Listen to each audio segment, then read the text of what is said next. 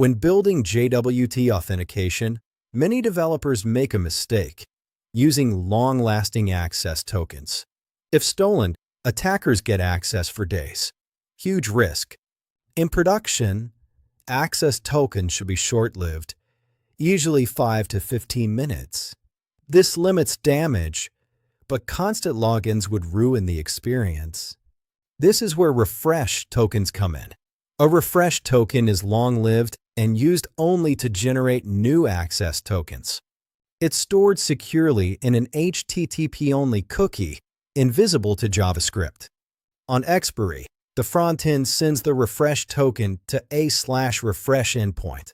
The server verifies it and issues a new access token.